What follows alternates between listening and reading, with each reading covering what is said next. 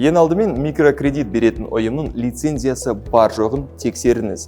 Мұны агенттіктің сайтындағы қаржы нарықтары бөлімінен көруге болады.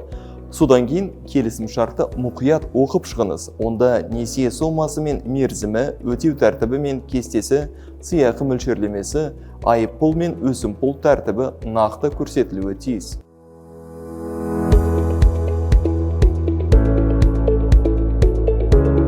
Жылдық тиімді мөлшерлемеге қараңыз, ол 46%-дан аспауы керек.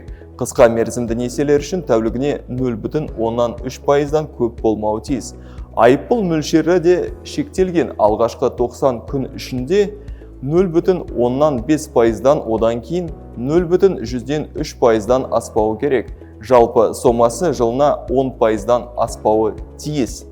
Сондай-ақ қарыз бен айыппұлдарды өтеу кезектілігі мен қосымша ақылы қызметтердің бар жоғын тексеріңіз. Олар бөлек рәсімделіп, төлемді көбейтеді.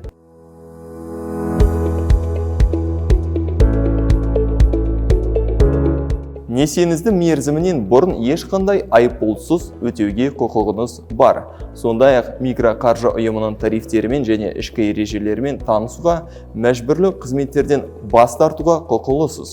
Егер төлем кешіктірілсе, 30 күн ішінде шарттарды қайта қарау туралы өтініш беруге болады. Егер келісімге келе алмасаңыз, микроқаржы омбудсменіне жүгінуге болады.